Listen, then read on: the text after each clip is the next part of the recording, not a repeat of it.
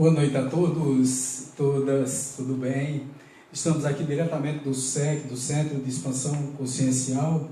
Primeiramente, nós gostaríamos de desejar a todos os trabalhadores hoje nossas felicitações pelo dia tão maravilhoso, né, e tão merecedor de todos os trabalhadores.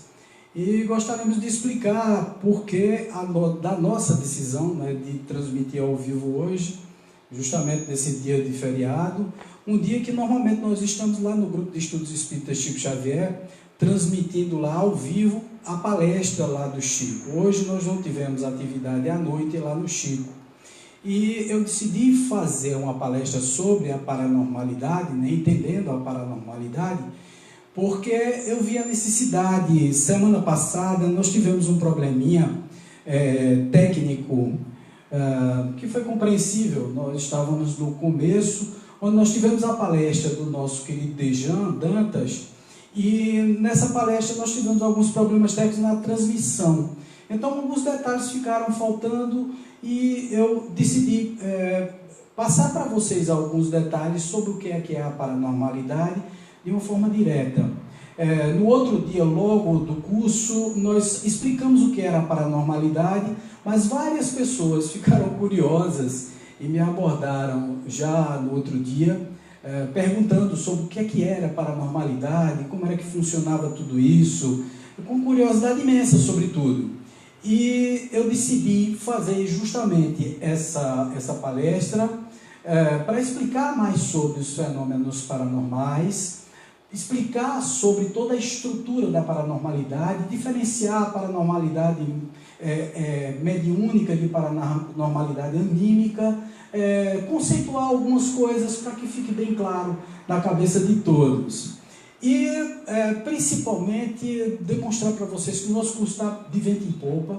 Nós estamos nos propondo a tocar em vários assuntos. Naturalmente que hoje, nessa palestra, fica complicado, fica complexo a gente falar sobre a paranormalidade em todos os seus aspectos, definindo cada ponto, porque só para que vocês tenham uma ideia, nós vamos falar sobre os diversos pontos da paranormalidade. Nós abordaremos nesse tema, nesse curso, que diga a paranormalidade na história, né, falando sobre todos os efeitos paranormais durante toda a história do mundo, toda a história da civilização humana. Nós vamos falar sobre a paranormalidade e a mediunidade, os tipos de mediunidade, a educação mediúnica, o animismo, que vem da alma, né? Nós vamos falar sobre a educação mediúnica, nós vamos falar sobre os fenômenos paranormais, a transcomunicação instrumental. Nós vamos falar também sobre as premonições, as materializações, os contatos extraterrestres e os contatos através das abduções, não é isso? Vamos falar sobre a telecinesia, a telepatia, o déjà vu. Então, na realidade, nós vamos passear no universo da paranormalidade durante o nosso curso, que vai durar 36 horas. Mas eu não poderia deixar de jeito nenhum de passar para vocês de uma forma mais detalhada o que é a paranormalidade, pelo menos dando uma base e deixando esse desejo para que todos tenham essa curiosidade de conhecer mais, de se aprofundar mais sobre o que é a paranormalidade.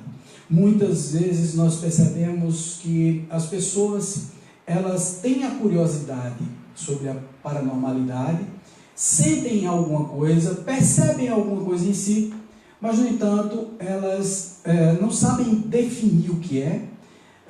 Procuram muitas vezes casas espíritas ou outras casas espiritualistas que não sabem explicar a elas de forma mais clara o fenômeno, e muitas vezes elas saem muito mais com dúvidas e às vezes com perturbações do que propriamente com a solução dessas casas que não conseguem solucionar o problema.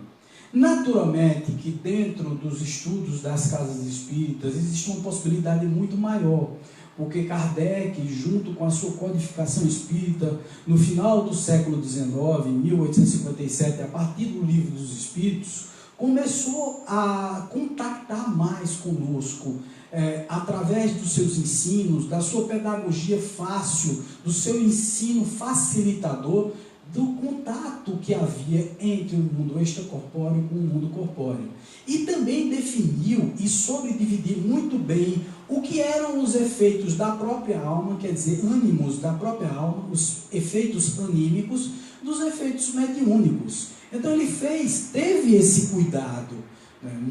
Várias outras ciências, como vocês verão daqui a pouco em nossos estudos aqui, vários outros estudos trataram dos efeitos psi, né, que são os efeitos da alma, mas na realidade não deram conta suficiente, tanto quanto Kardec deu, e repetiram muitas vezes a mesma fórmula. Na realidade, quando Kardec morreu, ele deixou vários seguidores, várias pessoas que seguiram o seu caminho, uns de uma forma muito correta, outros de uma forma muito religiosa, muito tendenciando o religioso e às vezes o sobrenatural. Muitas vezes até afirmando que todos os efeitos eram espirituais. E por isso o surgimento das ciências da paranormalidade, muito conectada aos efeitos da própria alma, né, da própria pessoa, e sem levar em consideração os efeitos espirituais. Nós, no Espiritismo, sempre tivemos o cuidado, né, eu sou espírita, embora esteja falando de paranormalidade, tivemos o cuidado de falar que existem as duas formas, existem tanto os contatos espirituais, como existem os contatos anímicos, quer dizer, a coisa da própria alma, os fenômenos que acontecem com a própria alma. Então nós vamos dar uma passeada em todos esses fenômenos hoje, gente. Então, o que é a paranormalidade? Paranormal é um termo empregado para descrever as proposições de uma grande variedade de fenômenos cujas causas ou mecanismos não podem ser explicados pelo atual estágio do conhecimento científico e que são atribuídos a forças desconhecidas, em especial forças psíquicas. Vamos lá. Paranormal. Para significa ao lado de. Nem anormal, nem sobrenatural. Para significa ao lado, gente. Então, ao lado do normal. Porque a gente não consegue explicar tudo. Então, a paranormalidade significa ao lado da normalidade. Então, nem anormal, nem sobrenatural. É inteiramente natural, só que não é corriqueiro, ou o que a gente chama de habitual. Significa que não é habitual, a gente não costuma ver o fenômeno acontecendo a toda hora, a todo instante. Por isso que muitas vezes a gente se espanta, a gente fica impressionado, a gente acha que é uma coisa do outro mundo, pode até se chamar que é desse mundo mesmo, só que a gente não consegue ver, não enxerga com os olhos, não consegue explicar de forma muito clara, e por isso se transforma numa coisa, como todos dizem por aí, tudo aquilo que é fora da nossa explicação, ou vira sobrenatural, ou vira milagroso, ou então vira demoníaco. Então, todas as explicações estão sempre permeando esse ou demoníaco, ou divino, ou sobrenatural, ou milagroso. E quando a gente conhece, quando a gente tira o véu da ignorância não, por favor, não vão me entender, que eu estou falando da forma pejorativa, ignorância no sentido de ignorar, de não conhecer. Quando a gente tira o não conhecer, tá, e começa a conhecer os fenômenos, começa a entender como funcionam os fenômenos, imediatamente nós começamos a entender que existe uma normalidade, existe apenas uma falta de conhecimento do fenômeno como um todo. Mas nós sabemos ser um fenômeno perfeitamente normal. Ok? Então vamos lá. A natureza dos fenômenos.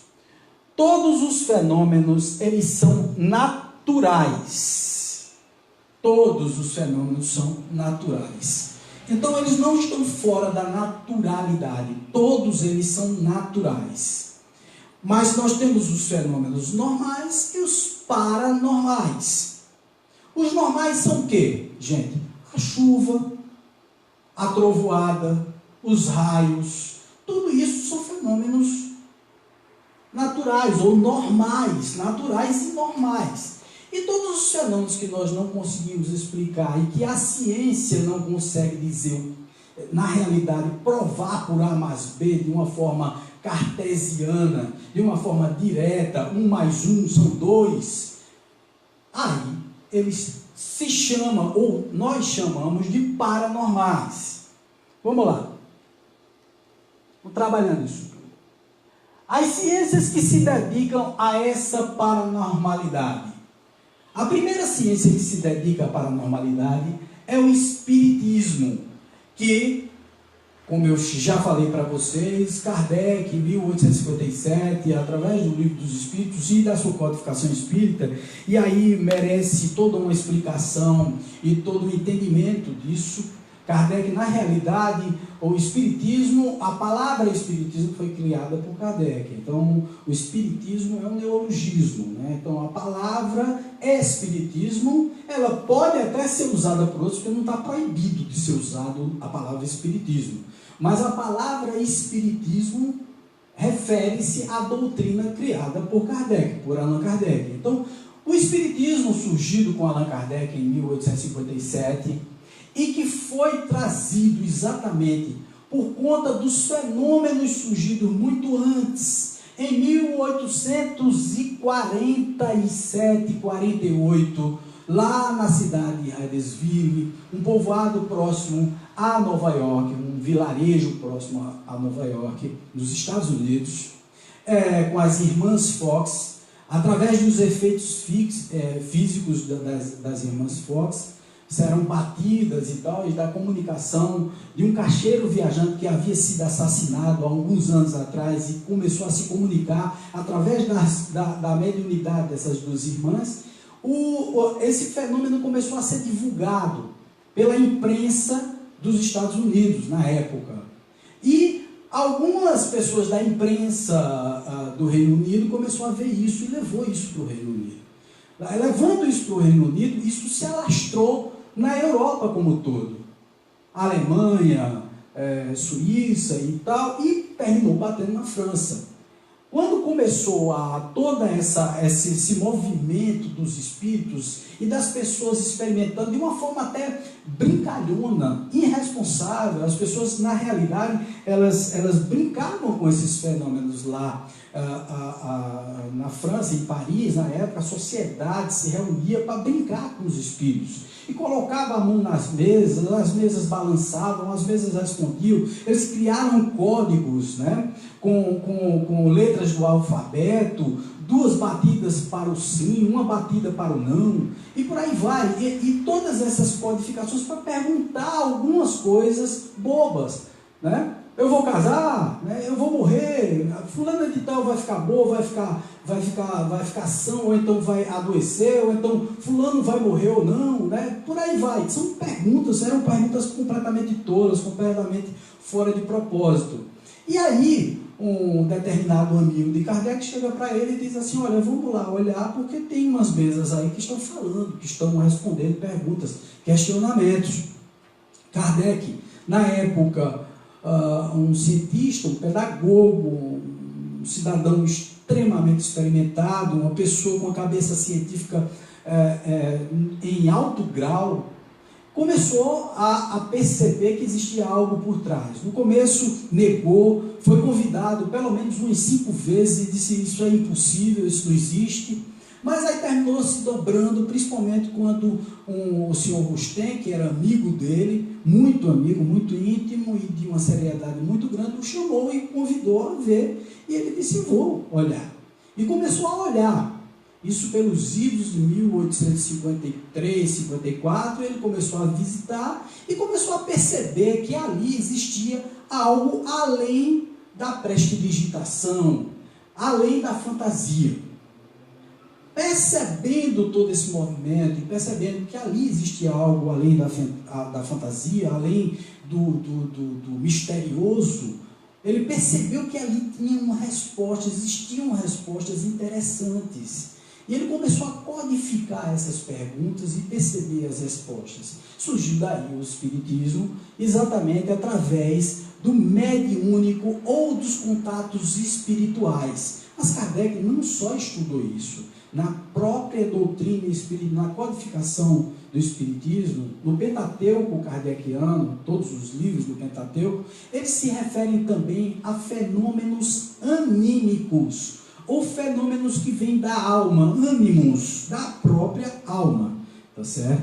O que significava dizer que muitas vezes a fenomenologia, os efeitos que aconteciam, não eram só de espíritos que vinham se comunicar. Às vezes a própria pessoa surgia com uma certa habilidade, como por exemplo a telecinesia, né? Como por exemplo a premonição, achar que alguma coisa ia acontecer, e aquilo ali não era necessariamente um espírito que estava dizendo a ela que tal coisa ia acontecer. Ela percebia por si própria, e aquilo ali era do ânimos, era da própria alma dela. Ela de alguma forma conseguia ver isso, ver o futuro, ver algo que ia acontecer, ou então ler o passado da pessoa, é o que acontece com as cartomantes, etc. E ele começou a perceber que existia uma diferença entre o que era comunicações de espíritos e comunicações coisas da própria pessoa, ou fenômenos que aconteciam com a própria pessoa, e começou a catalogar tudo isso. Essa foi a primeira ciência. A segunda ciência foi a ciência da metapsíquica, que foi com o francês Charles Richer, e que é importantíssimo citar essa pessoa, um cientista de primeira linha, um médico francês, fisiologista, prêmio Nobel, foi na época prêmio Nobel da Paz e prêmio Nobel também da Fisiologia na época. Então uma pessoa muito importante, e foi um dos perceptores, um dos fundadores, né, das ciências do psi, né, que significa alma, mente ou espírito, e que começou a fazer um estudo mais aprofundado, porque começou exatamente a perceber esse lado mais animal da fenomenologia, quer dizer, esse lado mais da alma da própria pessoa. E aí ele estudou os dois. O próprio Charles Richer nunca se disse ou nunca se declarou diretamente espírita. E junto com as pessoas que ficaram depois de Kardec, ele começou a montar essa ciência da metapsíquica, que não passou muito tempo, tá, gente? Não pegou. E muitas vezes ele foi taxado de espírita disfarçado, como se ele estivesse querendo encobrir o espiritismo ali, que já estava num patamar onde as pessoas só falavam que os fenômenos vinham de espíritos. Por isso que o espiritismo na França e na Europa como um todo ficou um tanto quanto desacreditado, porque na realidade quando as pessoas começaram a perceber que tudo que se falava era o espírito que dizia, as pessoas começaram a pesquisar, principalmente os cientistas da época, os cientistas que se conectaram ao psi, e perceberam que existiam também fenômenos da própria alma, da própria pessoa. E aí houve uma radicalização. Os espíritas dizendo que existiam só os fenômenos espirituais. E as pessoas que trabalhavam com o psi dizendo que as fenomenologias eram apenas da própria alma. Charles Richer estava no meio. Ele dizia que existia o espírito, como o próprio Kardec, porque os espíritas, na realidade, muitas vezes não estudam muito bem essa parte do animismo, né? Quando as pessoas se referem ao animismo dentro da casa espírita, parece que a pessoa está enganando, enrolando, e não dão muito valor ao animismo. E o animismo é tão importante, gente, também. Nós vamos falar mais um pouco sobre o animismo, mas o animismo é fundamental também. Muitas vezes não tem nada de espírito ali, é um contato dele mesmo com ele mesmo. tá certo? Por exemplo, a xenoglossia, que é falar uma outra língua. Então, muitas vezes é uma recordação de uma vida passada, é uma memória extracerebral, quer dizer, uma memória de uma outra vida, de uma outra época. Então, não significa que tem um espírito ali não tem um espírito. Na verdade, ele está se lembrando de uma outra vida dele.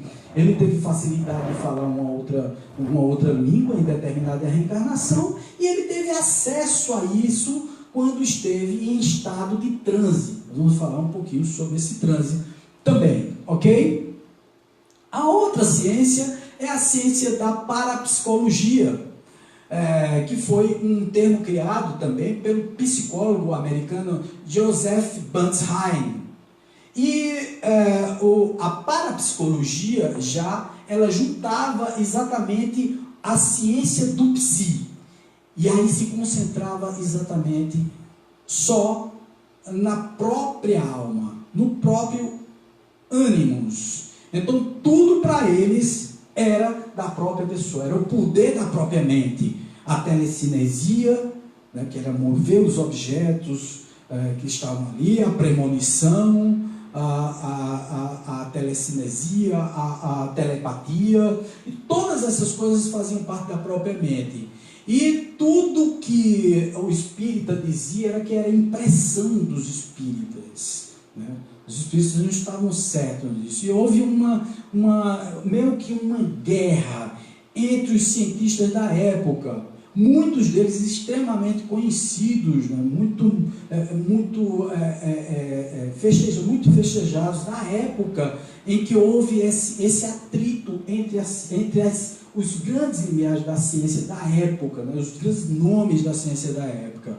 Pessoas fantásticas como William Crookes, né, como César Lombroso e tal, que estava do lado do pensamento que o espírito existia tanto quanto os potenciais da alma. Do outro lado existiam pessoas como Freud, que estudava os psis, né, como o próprio Banzheim, como outros que estudavam o lado da alma, e que ali estava envolvida apenas a alma do ser humano, não tinha nada a ver com espíritos. Então, quer dizer, você tinha uma quantidade muito grande de cientistas estudando ambos os lados, cientistas estudando um lado só, ou pessoas entendendo que ali havia apenas fenômenos espirituais. Que foi aí onde o espiritismo perdeu a credibilidade na Europa. Porque sempre o espiritismo defendeu os dois lados, mas uma grande parte dos espíritas da época começaram a falar só que existiam as comunicações espirituais e não existiam os fenômenos anímicos. Daí surgiu exatamente esse desestímulo na França e na Europa como um todo na época pelo espiritismo, e veio calar fundo no Brasil, porque no Brasil existia essa coisa da religiosidade, e veio ter um calor muito maior quando Chico Xavier, com o seu amor, com a sua religiosidade, começou a acolher e psicografar os livros aqui no Brasil. Mas bom, nós continuamos aqui. Uma outra ciência foi a psicobiofísica, do Dr. Hernani Guimarães de Andrade. A psi, que era da alma, né? Psi, alma, biológico e física, né? Então ele juntava tudo, também querendo ter um resgate da metapsíquica de Charles Richer, onde ele dizia que existia o estudo do psi, da alma, junto com a biologia, a estrutura física e também espiritual, a psicobiofísica. Então, Dr. Hernani Guimarães Andrade, que foi um grande espírita, né, um grande escritor espírita, um grande estudioso dos fenômenos paranormais, inclusive escrevendo livros fantásticos de constatação de encarnações passadas. Ele fez várias pesquisas a respeito das reencarnações. Então, um grande estudioso espírita, fantástico estudioso espírita. Depois veio a psicotrônica com os russos, a partir da parapsicologia também, né, juntando a parapsicologia, a manipulação dos aparelhos eletrônicos, e era a junção do psicapa com psigama, né, que eram as ações físicas paranormais e ações cognitivas paranormais. Eles achavam, que os russos achavam que podiam manipular através dos aparelhos eletrônicos, né, a mente dos seres humanos. Exatamente naquela coisa das mensagens subliminares. E é interessante que até hoje se utiliza isso, no marketing se utiliza muito isso. Você juntar certas mensagens para convencer as pessoas de determinadas coisas. Então é fantástico, porque as ciências elas vão aumentando os potenciais e tudo isso é extremamente válido, tá, gente? E aí, finalmente, a transcomunicação instrumental, que veio com o sueco Fredrik Jungsson e com Konstantin Haldiver, que começaram a pesquisar a comunicação dos espíritos através dos aparelhos eletrônicos, das televisões, dos televisores, dos rádios, e que não precisava mais da intervenção de um médium, de uma pessoa para mediar a comunicação entre os espíritos e os homens. Era a liberdade da mediunidade. O que, ao meu ver, algumas pessoas ainda continuam pensando nisso, mas ao meu ver ainda é necessário a presença de um médium para que exista o fenômeno, mesmo através dos instrumentos eletrônicos. Mas isso é uma opinião minha, tá certo? Vamos lá. Os fenômenos são estudados os fenômenos normais, eles são estudados pelas ciências convencionais ou pelos cientistas. Então, todos os fenômenos normais, eles são estudados pelas ciências convencionais ou pelos cientistas. E nós que estudamos os fenômenos paranormais, são estudados pelos paracientistas ou pelas paraciências ou paroxistas. O outro dia eu me impressionei porque é o seguinte: as pessoas que estudam, né, e que pesquisam essa área são chamados de paroxistas. E é um nome que até uma época dessa eu não conhecia. Eu achei muito interessante. Eu digo, olha, que coisa boa. Inventaram um nome novo para poder nos deixar mais tranquilos. Porque era uma guerra muito grande. Porque os cientistas convencionais diziam que o que nós estudávamos, né, o que todos estudavam na área de parapsicologia, de paranormalidade, de paranormalidade, não era ciência. E aí depois se utilizou um termo novo. Para as paraciências, são os paroxistas que tomam conta. E para as ciências convencionais, são os cientistas. Então estamos já com um nome novo para todos aqueles que tomam conta dos fenômenos paranormais.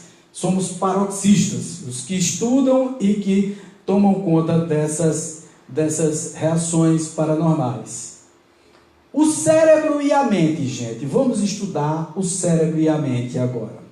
É muito interessante isso, que nós temos uma confusão muito grande, né? As ciências, elas, no começo, elas confundiam muito essa questão de cérebro e mente. Elas achavam que, falando a mente, estavam falando sobre o cérebro. Mas cérebro é uma coisa, mente é outra coisa completamente diferente. O cérebro é a máquina. O cérebro é a nossa massa cinzenta, com todas as suas subdivisões, com todos os seus neurônios, com todas as suas conexões e todas as suas reações químicas, físicas. Já a mente é a alma, é o que chamam de psi. Então, a nossa mente não é o cérebro. O cérebro é comandado pela mente. Então, existem aí, na realidade, a ideia que deve permanecer em nossas mentes, que o cérebro é um órgão sensorial. Eu costumo sempre dizer que você quer saber o que é o cérebro, o que o cérebro sente? O cérebro sente, por exemplo, as dores. Se eu chutar a sua perna, você sente uma dor sensorial, você sentiu a dor, o seu cérebro sentiu aquela dor. E a mente, ele é extrasensorial, ele é além do senso, ela é além da sensação normal. Então o cérebro sente a dor, a mente, ela percebe o etéreo, ela percebe tudo isso. Muitas vezes as pessoas me perguntam por que não sentem essas coisas da mediunidade, da paranormalidade, essas sensações diferentes. Eu digo, porque você vive muito conectado com a terra, com terra a terra, né? Você só pensa em carro, em dinheiro, você só pensa nas coisas materiais, o seu negócio é música daquele batidão, né? Você só vibra nesse padrão. Então, dificilmente você vai se conectar com essa coisa mais etérea. É muito raro as pessoas que estão nesse padrão vibratório ter uma conexão com o extrasensorial de uma forma mais intensa. Para você ter uma conexão mais sutil, mais perceptiva, menos sensorial, porque tudo que a gente acha é que todas as coisas para a gente acreditar é nos 5 sentidos. Né? É ver, é sentir no paladar, é sentir o cheiro, são essas coisas corriqueiras normais, são as sensações dos 5 sentidos. E não é isso, gente. Nós temos mais do que isso. Nós, além dos 5 sentidos, nós temos percepções dimensionais que nós, se pararmos um pouco para sentir, nós vamos sentir.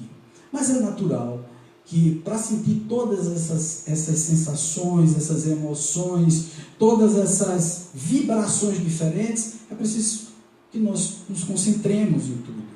É muito difícil as pessoas viverem nesse ritmo de vida, o que a gente chama de amnésia causal, esse padrão de pensamento acachapante que a gente vive. Todos os dias a gente acorda de manhã já dizendo assim, o dia vai ser horrível, e aí começa a vibrar negativamente, pensando nas coisas ruins que o dia vai nos proporcionar, e não elevar os pensamentos, não elevar para coisas mais sublimes, e achar que a vida da gente vai ser uma vida espiritualizada.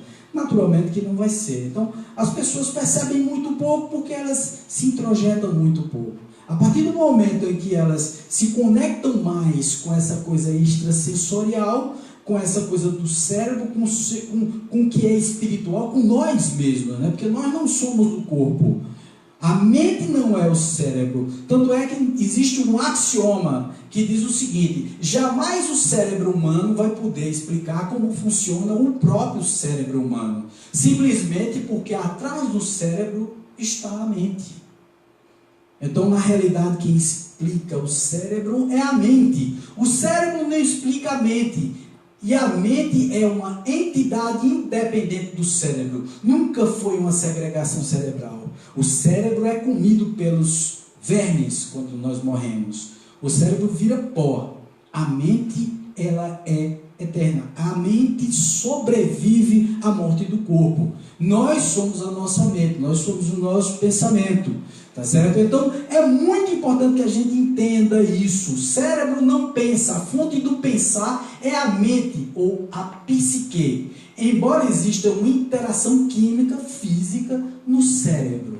Então, na realidade, embora exista essa interação, o cérebro promove essa interação, mas, na realidade, o cérebro não pensa. Quem pensa é a mente. A nossa mente é quem pensa. Só para que vocês tenham uma ideia, né, já se tirou do Código Internacional de Doenças, né, se vocês quiserem verificar, da folha 00 até a folha 099, tirou-se os termos neurose e psicose, porque ose significa degeneração, neuros significa mente. Então, não se pode degenerar algo que não degenera, porque não é um órgão.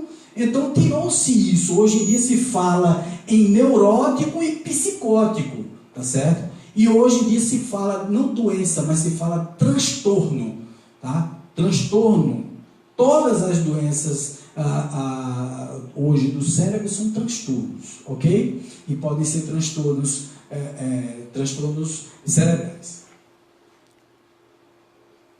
Vamos entender aqui um pouco todos os fenômenos. Então aí está dividido bem direitinho nessa tabela os fenômenos normais e os fenômenos anormais, os fenômenos paranormais divididos em anímicos e mediúnicos e medianímicos. Os anímicos são os sensitivos que sentem, né? Sentem diretamente. Os fenômenos objetivos têm, por exemplo, a telecinesia, a parapirogenia. Os subjetivos têm a telepatia e a psicometria. Nós temos o mediúnico, que é o médium que intermedia esse contato. Nós temos a mediunidade de efeito físico e efeitos intelectuais. Nos efeitos físicos nós temos as batidas, que foi na época de Kardec, quando começou tudo isso. Nós temos o transporte e as materializações. E nos intelectuais nós temos a vidência, a audiência e a psicografia. E nós temos os que mesclam essas duas coisas, que são tanto tem fenômenos que acontecem consigo próprio, anímicos, como mediúnicos, é o que a gente chama de medianímicos, tá certo? Que juntam os dois num só. Então, os fenômenos, de acordo com os nossos sentidos, podem ser vistos como fenômeno normal, é todo fenômeno que ocorre respeitando as leis naturais. Fenômeno anormal, que ocorre quando interferimos nas leis naturais. E os fenômenos paranormais, que ocorrem quando não há explicação através das leis naturais. Vamos ver e entender aí como é que funciona essa percepção extrasensorial. Só para vocês terem uma ideia, essa percepção extrasensorial de forma anímica, animal, ou do ânimos da própria alma, tá certo? Que vem do próprio ser, ela pode acontecer inclusive com os bichos, tá certo? Então, o animismo, por exemplo, os bichos, os animais, os vegetais até, eles têm certos efeitos, como a telepatia, a vidência, a clarevidência, tá? A premonição, essa coisa toda. Eu vou dar uma explicação, porque muita gente vai ficar curiosa em relação a isso. E isso é feito de pesquisas, tá, gente? Não é curiosidade ou loucura, mas, por exemplo, aquela coisa que a gente sempre fala e conta piadas sobre gatos, né? Então você diz assim, mas animais têm essa premonição, ele vê, ele percebe, ele consegue perseguir o objetivo dele. É impressionante. Os gatos, a gente sabe que os gatos têm uma percepção fenomenal. Os cachorros, por exemplo, eles têm um sentido extrasensorial fantástico para perceber coisas, para notar certas situações. Mas é mediúnico? Não. Ele está recebendo uma mensagem do Espírito? Lógico que não. É uma coisa dele, ele tem isso como percepção. Explicável? Bom, é complexo explicar tudo isso. Mas, por exemplo, os gatos, todo mundo sabe disso. Você às vezes quer se livrar de um gato, você pega ele, bota dentro de uma sacola, leva ele, muito distante de sua casa e tal, e termina o gato voltando para sua casa. Tem até uma história curiosa, né, bem humorada, que conta que o cidadão pegou um gato que estava assustando a patroa dele em casa, né, a esposa dele, e colocou o gato dentro de uma caixa, colocou noutra caixa, botou no saco e levou o gato daí a 3 quilômetros. Soltou o gato lá e quando chegou em casa que abriu a porta, o gato estava lá. Então, fazendo até aquele barulho dele, né?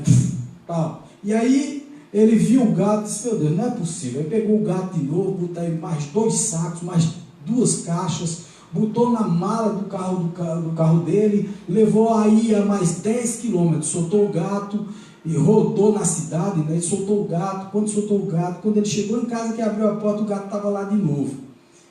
Ele se chateou, pegou o gato, rodou na cidade, saiu da cidade, foi para outra cidade, soltou o gato. Daí a pouco o telefone toca, né? Quando o telefone toca, a mulher dele atende. Quando atende é ele. Ele só diz, por favor, bota o gato aí no telefone, porque eu perdi o endereço de casa, eu estou perdido. Então, na realidade, às vezes o gato tem muito mais percepção do que nós temos, né? Para decorar coisas, né? Para perceber, para ver certas coisas. Essa paranormalidade, esse sentido extrasensorial. Outra experiência feita com vegetais dessa vez. Um cientista chamado Clay Mesmer, por acaso, em uma das experiências dele, ele fazendo teste sobre se os alimentos, né, os vegetais, eles respondiam a efeitos sonoros, colocou eletrodos conectados num alface, e para poder conectar melhor, ele arrancou as bordas que estavam escuras do alface e conectou a um sintetizador sonoro ligado a uma caixa de som, a um aparelho sonoro. E aí ele jogou na pia do laboratório científico e deixou cair sem querer um ácido que bateu na parte escura da planta que estava jogada lá na pia. Na hora que a parte do ácido bateu na parte escura do alface, que estava desconectado, mas com todos os aparelhos conectados lá no alfacezão, né, no alface que tinha sido recortado, o alface como que emitiu um som, como se fosse um grito.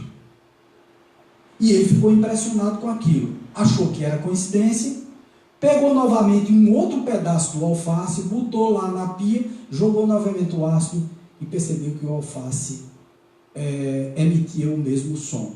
Ele ficou impressionado e percebeu que as plantas sentem, mesmo desconectadas, elas têm essa sensação de perigo.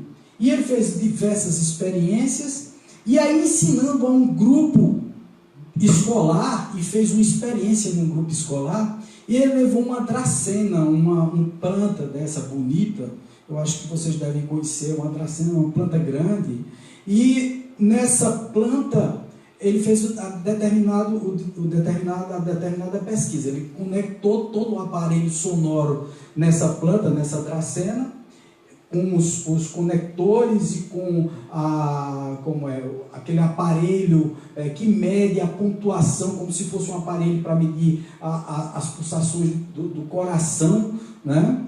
Quando as pessoas estão lá naquela situação de UTI, onde mede as pulsações, né? E aí a dracena, quando estava com o conector no normal, ela com aquele barulhinho baixinho e tal, e o conector pontuando, como se estivesse viva, né? Ela tem a vida dela ali instalada, está conectada, ela está bem. E aí ele deu a seguinte instrução para um dos alunos: você vai com uma tesoura e você vai chegar perto dela e vai dizer assim: eu vou lhe cortar. Vai dar a ordem de que vai cortar a dracena e depois você vai cortá-la. Primeiro você vai dar a ordem e depois você vai cortá-la. O aluno chegou, obedeceu, pegou a tesoura, chegou próximo à dracena, se aproximou e aí disse: eu vou lhe cortar. A dracena deu um grito, começou a gritar. Quando ele disse: vou cortar agora, que ele cortou a parte e ela fez ela zerou, como se fosse uma experiência de quase morte. E aí ele continuou dando aula, ele cortou o pedaço, jogou o pedaço lá, e ela começou a pontuar de novo. Afinal de contas, a planta mesmo estava lá, viva, só aquele pedaço que foi retirado. E a planta começou a pontuar de novo, e o som na sala. Na hora que os alunos foram embora, entraram em fila. Uma coisa muito interessante, nessa fila, os alunos foram passando. Bom, o menino que pegou a tesoura e que cortou a parte da dracena, passou pela dracena. Quando passou, a dracena acusou o assassino, né? Acusou quem cortou a parte dela. O que significa dizer que existe uma percepção extrasensorial até dos vegetais. E dizem até que existem experiências com nível subatômico, né, de células e tal, que respondem aos efeitos. E aí nós temos as outras percepções extrasensoriais, como a telepatia, a vidência, né, que não são mediúnicas. Por exemplo, a telepatia, se os animais têm telepatia, se os vegetais têm telepatia, imagine nós humanos, nós temos uma certa telepatia. Então, por exemplo, a mãe que diz assim: meu filho não vá para determinado canto, né? Meu filho, olha, eu estou sentindo o que você está sentindo. Isso é comum, a gente sentir o que o outro está sentindo, porque é filho ou porque é parente. Isso significa dizer que tem um espírito ali? Lógico que não. Tem um espírito me dizendo aqui? Não. Tem algum espírito se comunicando com você? Não. É uma percepção sua. Faz parte do seu ânimo, da sua alma, do seu espírito, da sua sensação. Então, ali não tem um espírito. Então, é sua, é a sua sensação, a sua percepção extrasensorial. A vidência é quando você vê alguma coisa. Por exemplo, existem pessoas que têm a habilidade, esse é o caso de Edgar Cayce, um paranormal americano fantástico, que ele olhava para as pessoas e viu o que as pessoas tinham. Ele olhava para as pessoas e dizia assim: você está com cálculo renal. Não precisava de aparelho nenhum, ele era um scanner vivo, né? Ele olhava assim e via a pessoa transparente, dizia: você está com um cálculo renal, você tem um problema de fígado, você tem um problema de estômago, você está com uma gastrite. Veja, ele tinha isso, está com tumor. Então ele via, era a vidência dele, era a forma dele, era a percepção extrasensorial dele. Tinha um espírito? Não, era ele mesmo que estava vendo. Era ele mesmo que estava percebendo aquilo tudo. Agora, Kardec viu em um garoto, na época dele lá, foi quando ele codificou isso, inclusive quando ele estudou e colocou na Revista Espírita, me parece na Revista Espírita de 1864, se não me falha a memória, existe um relato fantástico, onde ele fala de um médium sonambúlico de mais ou menos uns 16 anos de idade, que tinha ambas as coisas. Ele tinha tanto a percepção de enxergar, tinha essa vidência de checar a pessoa, de olhar se ela tinha algum problema. Então ele tinha a mesma coisa do Edgar Cayce, ele olhava e via a doença: você está com isso, você está com aquilo. Mas aí, quando foi um determinado dia, a pessoa chegou e disse: olha, eu queria, você viu, eu estou com esse problema de estômago, agora eu queria o remédio. Aí o rapaz disse, sonambúlico ainda, disse: bom, eu apenas vi a doença, agora o espírito que passa a receita não está aqui no momento não. Então, quer dizer, ele tinha a mediunidade e tinha o animismo. Então era o medianismo, ele tinha as duas coisas em conjunto. Então Kardec já definia dessa forma. Não existia só a parte mediúnica, nem existia só a parte anímica. Algumas pessoas nascem só com esse animismo, só com essa percepção extrasensorial, e outras pessoas nascem com a parte mediúnica, gente. Então, existem as duas coisas. Então, por exemplo, quando as pessoas chegam no centro espírita, nós recebemos sempre lá, no grupo de estudos espíritas Chico Xavier, pessoas muito aflitas, porque perceberam alguma coisa, porque tem premonições, e acham que aquilo ali, aí alguém desavisadamente diz assim: isso é mediunidade, meu irmão, você precisa trabalhar. Meu amigo, talvez não seja mediunidade, talvez aquilo ali seja premonitório, seja dele mesmo, seja animismo. Ele está vendo, está assustado, mas vamos estudar, vamos levá-lo para a casa espírita, vamos colocá-lo para estudar, entender o que está acontecendo com ele. Aquilo talvez não tenha nada a ver com mediunidade. Muitas vezes o problema não está em efeitos ou problemas mediúnicos, ele está com um problema, realmente um problema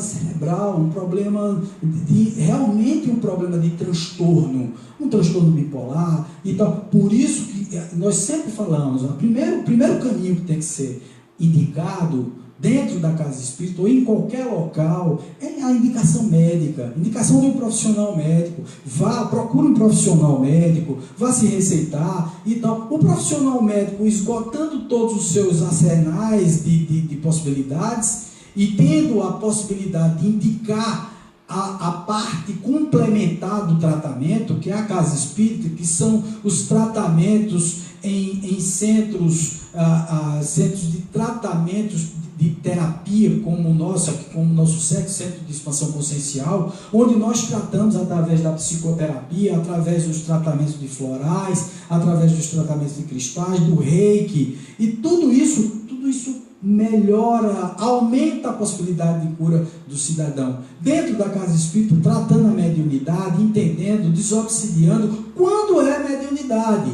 Ou então, dentro dos centros de terapia, mostrando a sua paranormalidade, como ela pode ser trabalhada, sem assustar o cidadão. Porque já imaginou, a pessoa chega lá cheia de dúvidas e você diz que ela é médium, que tem um espírito do lado dela, você nem viu. Muitas vezes o cidadão diz isso, mas por vaidade, né?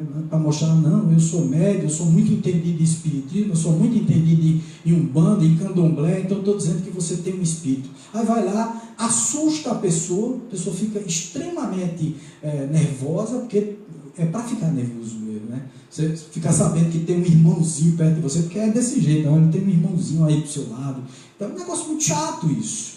Então tem que ser muito criterioso na hora de dar essa notícia, na hora de analisar isso tudo. Tem que ser analisado com mais calma, não pode ser de uma forma leviana, não pode ser de uma forma a espantar as pessoas, de assustar as pessoas, de ferir suas suscetibilidades, a sua sensibilidade, né? De deixá-lo com mais dúvidas do que ele chegou ali. Isso é fundamental. Então, na realidade, tem mais dessas percepções extrasensoriais. Você chega lá com a clara evidência, que é fora do tempo e do espaço.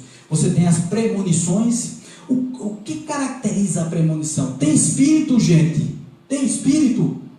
Bom, pode chegar um espírito perto de você, aí pode se configurar uma mediunidade e o espírito dizer assim, olha, avisa a fulano que o prédio tal vai cair, que ele não entre lá não. Isso é uma mediunidade. Chegou um espírito, veio através do médium e fez uma comunicação a alguém para que ela se previna e não vá lá em determinado prédio, porque determinado prédio vai cair. Isso é uma premonição mediúnica. Houve uma premonição, uma comunicação, e que na verdade ali houve uma psicofonia, né? Onde na comunicação o outro disse a ele que ia haver o problema. Mas a premonição, na realidade, uma percepção do próprio espírito que tem uma certa evolução e percebe que aquilo vai acontecer. Isso é raro, tá, gente? Isso não é uma coisa que acontece com muita frequência, não. Mas existe a premonição da própria pessoa. Como ele adianta os fatos? Não sabemos. Não sabemos como se adianta os fatos. Não sabemos como é que você nota que uma coisa que vai acontecer daqui a 3 horas você sinta agora.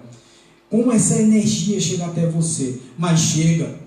Por isso que o nome do fenômeno é paranormal, ao lado da normalidade. Porque se nós soubéssemos dizer como isso acontece de forma completa, seria um fenômeno completamente normal. Percebe? Então, temos também a retrocognição, ver o passado. É o caso das ciganas, que olham para as nossas mãos, ou então aquelas cartomantes que abrem as cartas e dizem, eu estou vendo aqui todo o seu passado. É a retrocognição. São as cartas que estão definindo o passado, estão dizendo o passado. A carta diz alguma coisa, não é a carta. Se for realmente uma sensitiva, uma pessoa que tem percepção extrasensorial, a percepção está nela, não tem nada a ver com a carta. A carta é um gatilho, a carta é um instrumento. É ali na carta onde ela ativa a percepção extrasensorial dela, a paranormalidade dela, a retrocognição dela. Existe também a precognição, que é ver o futuro. Olha, vai acontecer isso, isso e isso com você. Pode, gente? Pode sim. É um espírito que está ali? Não. é a própria pessoa, ânimos da própria pessoa, tá certo? Pode acontecer com o espírito? Pode ser que algum espírito venha ali e dê uma dica do futuro. É raro também, mas pode acontecer? Pode. Tudo pode acontecer, né? Existe mais mistério entre o céu e a terra do que possa imaginar ou supor a nossa vã filosofia.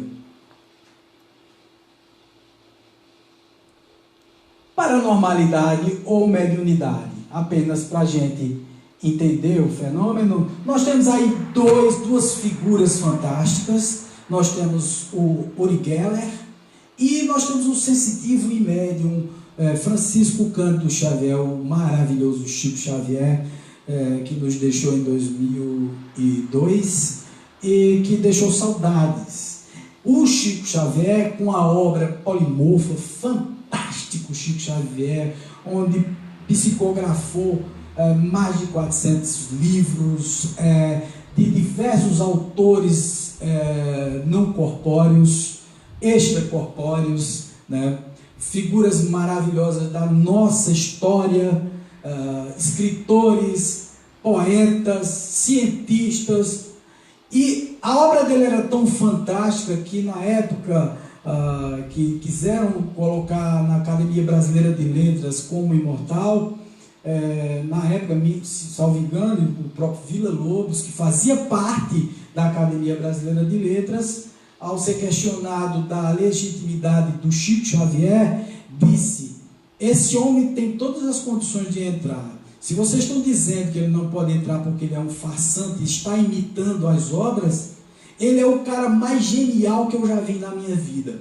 Porque a pessoa conseguir imitar todos esses estilos literários de diversas obras, de diversos autores, e não errar, e ser digno e fiel a todas essas mentalidades, a todas essas mentes, esse cara é um gênio. Ele sim tem o direito de ocupar uma vaga na Academia Brasileira de Letras, mais do que qualquer um de nós aqui. Então, quer dizer, Chico Xavier, na realidade, com toda a sua humildade e com toda a sua clareza de que estava utilizando a intelectualidade de personalidades extracorpóreas, sempre foi digno ao ponto de dizer: não sou eu quem copia as obras, quer dizer, sou eu quem copio as obras, mas não sou eu quem faço as obras, são os espíritos que ditam as obras para mim e eu apenas coloco no papel. Então, na realidade, ele é médium ou intermediário. O que é um médium, gente? Médium são todos aqueles que fazem a ponte do mundo espiritual, eles são canal do mundo espiritual com o mundo material.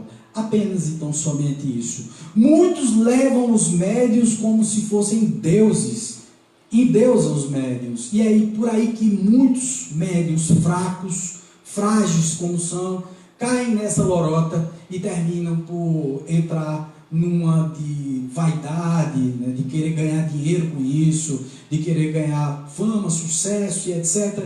E entram numa espiral que não é nada bacana e terminam perdendo a sua própria evolução espiritual. Porque isso é muito mais uma grande prova, uma grande expiação, porque na realidade, vocês podem ter certeza, 90% dos médiuns que vêm para a Terra com essa missão, eles são profundos devedores, tá certo? Então, o médium que vem para cá, por favor, não endeuse. Eu acho que menos de 5% vem com uma missão nobre. O restante é porque são profundos devedores. Então, se você se considera um médium missionário, meu amigo, vá olhar por aí, porque, sinceramente, médium missionário, nós temos pessoas fantásticas, fabulosas, como o Chico Xavier da vida, né? Nós temos outras figuras fantásticas, como a Madre Teresa de Calcutá, outras criaturas maravilhosas que vieram para o mundo para brilhar como luz fantástica, maravilhosa. Agora, não como nós que somos meros mortais, sujeitos a falhas, a defeitos, a tropeçar no caminho. Você veja que famosos no Brasil, vários ficaram, inclusive por curas espirituais, e terminaram tropeçando na sua própria vaidade, no seu próprio na sua própria falha base. Falha base é essa que no livro Ação e Reação do Espírito André Luiz, psicografado pelo próprio Francisco Cândido Xavier, é falada pelos próprios espíritos que fazem a obsessão, a escola de obsessores ou a escola de vingadores. Eles falam que todos nós temos uma falha base, que é sempre estimulada pelos espíritos. Eles dizem que não fazem nada para nos estimular. E essa falha base é o que nós temos de mais comum no nosso defeito pessoal. Por exemplo, se você é orgulhoso, eles estimulam o seu orgulho. Se você é vaidoso, eles estimulam a sua vaidade. Se você só vibra pelo sexo, eles vão estimular a sua sexualidade. Se você só pensa em dinheiro, eles vão estimular a sua avaricia, a sua vontade de ter cada vez mais dinheiro. Então eles estimulam a sua falha base. Eles pegam aquilo que você tem de pior e estimulam essa coisa. Então um médium que se acha santo e que se envolve nessa coisa do prestígio, do poder e da falta de humildade, ele está fadado ao fracasso. Por quê? Porque a primeira coisa que eu sempre digo, tá? A mediunidade não pode ser cobrada. Por que ela não pode ser cobrada? Uma coisa que foi dada de graça a você não pode ser cobrada. Outro ponto é o ponto principal, gente, é estelionato. Eu costumo sempre dizer isso, é estelionato espiritual. Na realidade é exercício ilegal da profissão. Por exemplo, você curar uma pessoa porque um espírito veio e curou através de você, então não foi você, foi o espírito que curou. Então você vai cobrar uma coisa que o outro curou e que não pode levar o dinheiro com ele? Você é que vai se beneficiar do dinheiro? Então, o dinheiro não é seu. Você recebeu essa faculdade mediúnica de graça. Você está exatamente cumprindo com uma missão aqui, que foi a missão de ajudar, de auxiliar pessoas. Então, se foi dado de graça, você deve dar de graça. A mediunidade é assim, ela é missionária, ela é doação, ela é sacrifício e não cobrança. Quando você cobra, você foge do seu objetivo e fatalmente você vai cair na sua falha base. Esse é o caminho que a gente não deve perseguir, esse é o caminho que a gente deve se afastar, certo? E o paranormal como Uri Geller. Uri Geller tem uma coisa maravilhosa de Uri Geller. Uri Geller é um cara que hoje, né, vibra pela paz e tal, é um cara que todo o dinheiro que ele arrecada hoje, porque ele já está multimilionário, né, com todos os fenômenos que ele realizou, e aí ele não é médium, gente, ele não é médium, ele é um paranormal, e ele fez várias apresentações e tal, com a paranormalidade dele, me perdoem, com a paranormalidade dele, e se apresentou. Foi um cara que foi muito entrevistado, escreveu livros, ganhou muito dinheiro e tal. E hoje ele vibra pela paz, o dinheiro que ele arrecada é para uma associação pela paz no mundo. Então é um cara que é benemérito hoje em dia. E o que é que o Uri Geller fazia? Através do pensamento, ele entortava colheres e garfos e facas, né? Tem outros médios, outro que fazia a mesma coisa, esse Masuaki Kiyota, um japonesinho que ele entortava as colheres. O Uri Geller, ele apenas quebrava a colher. Esse Masuaki Kiyota, ele era técnico e empregado da Mitsubishi. E ele era um controle da qualidade da Mitsubishi muito bem pago, e era um cara que era fantástico. Também um paranormal, ele não era médium, era paranormal. E ele fazia o seguinte, ele chegava perto dos circuitos de satélite, né, para checar, para os satélites irem lá para o espaço, e o satélite não podia falhar lá, né? Então ele passava a mão no circuito por cima, assim, dizia, esse está bom, esse está bom, esse está bom. Quando chegava no defeituoso, ele dizia, esse está com defeito, pode jogar fora. Ou então pode voltar para a linha de montagem e consertar, porque esse não está funcionando. Então significa dizer que ele percebia isso, ele fazia coisas mais maravilhosas ainda. Ele pegava, e como ele foi, uma vez ele foi para um museu na França, e ele viu 16 quadros no museu. que é que ele fez? Ele pegou naquela época de fotografia, né? Onde tinha fotografia dentro daqueles estojinhos de plástico, né? Que era selado. Então ele pegou aquele estojinho de plástico, colocou na cabeça e imaginou os quadros. E depois mandou revelar as fotos.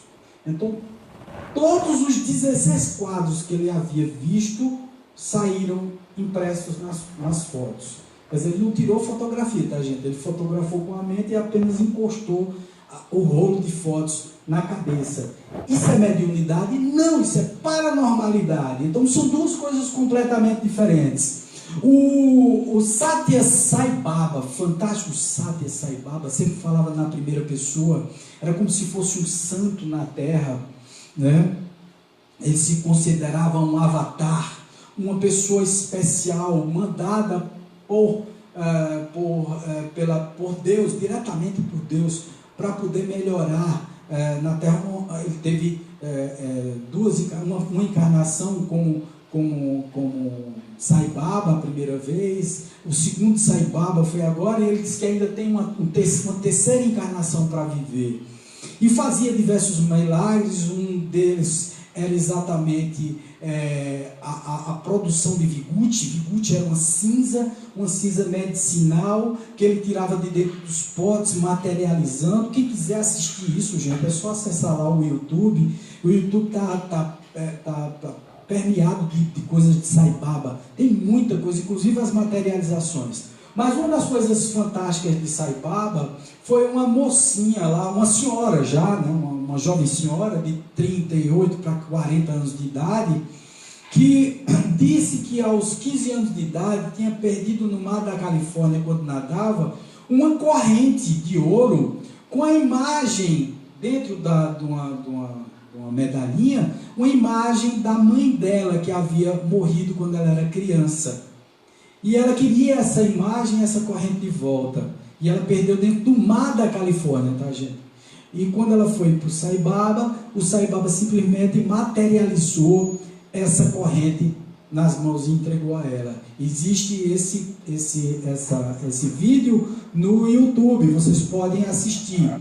Isso é mediunidade? Não, isso é paranormalidade. Ele tinha o poder do aporte de objetos. Esse aporte se dá exatamente pela multidimensionalidade. Ele tira de uma dimensão e coloca na nossa. Ele bota na outra dimensão e traz para a nossa dimensão.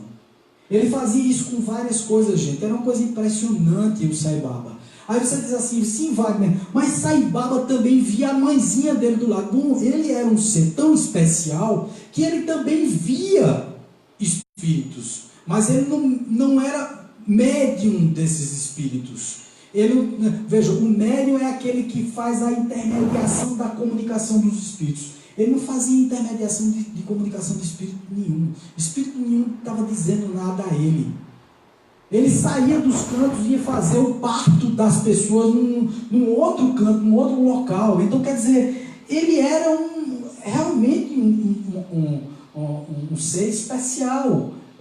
Como ele fazia isso? Por isso que o nome é paranormalidade, é ao lado da normalidade. As histórias de Sai Baba são assim, diversas, são maravilhosas, fantásticas. Aí tem o próprio Uri Geller aí embaixo. E para citar mais um caso de mediunidade, para a gente encerrar a nossa palestra de hoje, é uma palestra muito gostosa, muito boa de se falar, porque falar sobre paranormalidade é fantástico. A paranormalidade que se fala sobre a parte mediúnica, né, nós temos a nossa grande médium, uma médium que viveu nos anos de 1400, que foi a Joana d'Arc, que na realidade livrou a França dos ingleses. A Joana d'Arc era fantástica, uma médium vidente, audiente, de uma potencialidade fantástica, maravilhosa. Vocês imaginam que a Joana d'Arc venceu com um punhado de pessoas o exército inglês por intuição, porque os espíritos davam intuição a ela de como ela devia se comportar, a estratégia que devia seguir. Agora vocês avaliem a confiança que o rei da França teve que ter nela, mulher com apenas 16 anos de idade, uma adolescente, uma pessoa do campo, ignorante, analfabeta, e ainda por cima de tudo uma pagã, porque ela não era da igreja católica nem nada. A França na época muito conectada com a igreja católica. Veja só como foi que aconteceu isso. Na realidade, Joana d'Arc teve uma visão na época. A França tinha uma santa que era padroeira, que falava que existia uma espada que iria ser encontrada. E quando essa espada fosse encontrada, a França seria libertada. E Joana d'Arc diz que sonhou com a santa, dizendo onde estaria essa espada.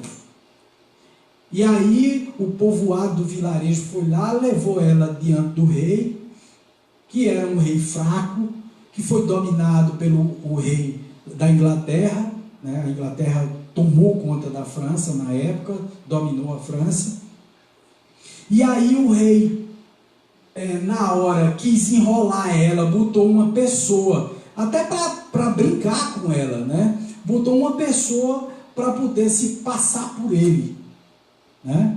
E aí colocou aquela pessoa lá, vestida de rei, só que era um súdito que se fez passar por ele, um bobo da corte qualquer daquele lá. E ficou lá e disse: o que é que você quer de mim? Eu sou o rei da França. E ela, quando começou a falar, o Espírito disse a ela: esse não é o rei.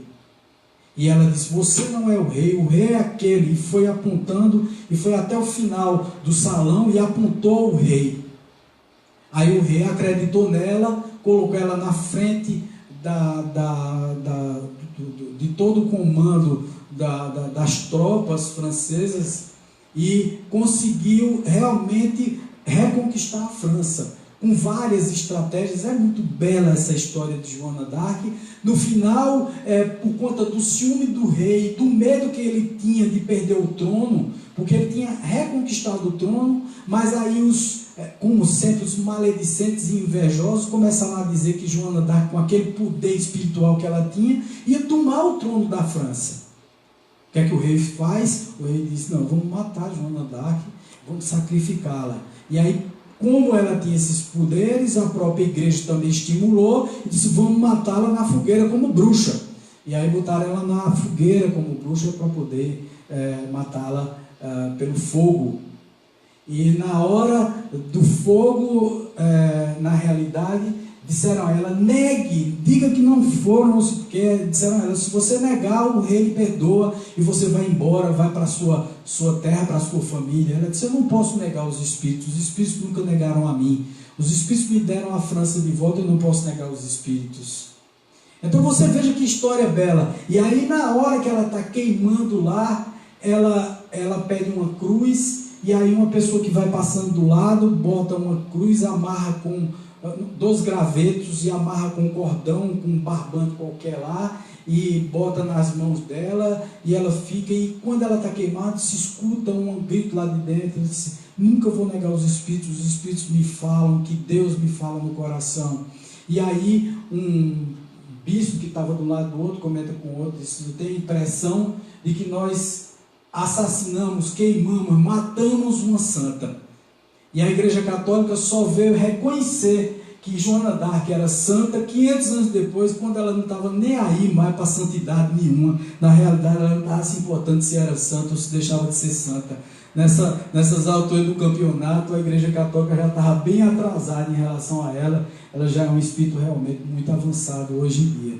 Então, na realidade, é isso, gente. Existe a mediunidade e a paranormalidade. E a gente precisa saber definir, distinguir e separar essas duas coisas, para que a gente não entre nesse misticismo de confundir essas duas facetas da própria paranormalidade, entendendo sempre que toda mediunidade é uma paranormalidade. Todo médium é um paranormal, mas nem todo paranormal é um médium.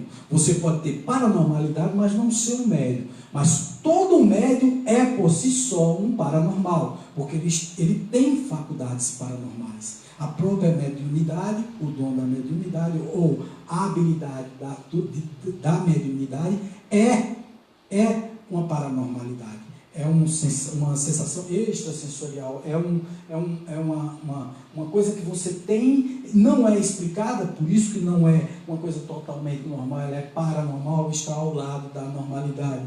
E é por aí que eu termino a nossa palestra de hoje, agradecendo a todos que assistiram a nossa palestra no dia 1º de maio, novamente mandar os meus parabéns, um beijo no coração, namastê, para todos os trabalhadores do Brasil inteiro, todos aqueles que se esforçam todos os dias. Isso sim é uma grande paranormalidade, viver num país onde a gente precisa se esforçar bastante para sermos dignos, felizes e prósperos. Um beijo no coração, até a próxima. Até mais, namastê.